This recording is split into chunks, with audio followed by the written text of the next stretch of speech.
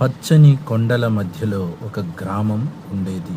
ప్రజలు సంతోషంగా జీవించేవారు, కానీ డ్రాగన్ యొక్క భయం వారిని ఎప్పుడూ వెంటాడేది. అదే గ్రామంలో రాణి అనే చిన్నారి ఉండేది. ఆమె ధైర్యం, దయ, జాలితో అందరినీ ఆదరించేది. అయితే ఒకరోజు రాణి అడవిలో ఆడుకుంటూ రాణి డ్రాగన్ గుహ దగ్గరికి చేరింది.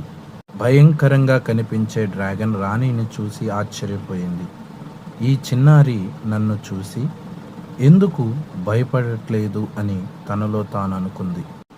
రూపం కాదు, మనసే ముఖ్యం. నువ్వు నా స్నేహితుడివి కావాలి డ్రాగన్. నన్ను ఇలా ఎవరూ చూడలేదు, నీవే నా మొదటి స్నేహితురాలు అని డ్రాగన్ అంది. ఒకరోజు దోపిడీదారులు గ్రామంపై దాడి చేశారు. ప్రజలు భయంతో పరుగులు తీశారు. అప్పుడు రాణి, డ్రాగన్, నా ఊరిని కాపాడు. ఎవరు నా స్నేహితురాలి గ్రామానికి హాని చేయలేరు.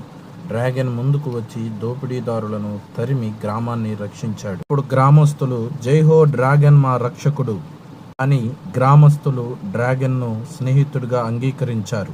అందుకు రాణి, మనసు మంచిదైతే ఎవరైనా స్నేహితుడవుతారు. రాణి, నువ్వు నా జీవితంలో వెలుగు వంటి వ్యక్తివి.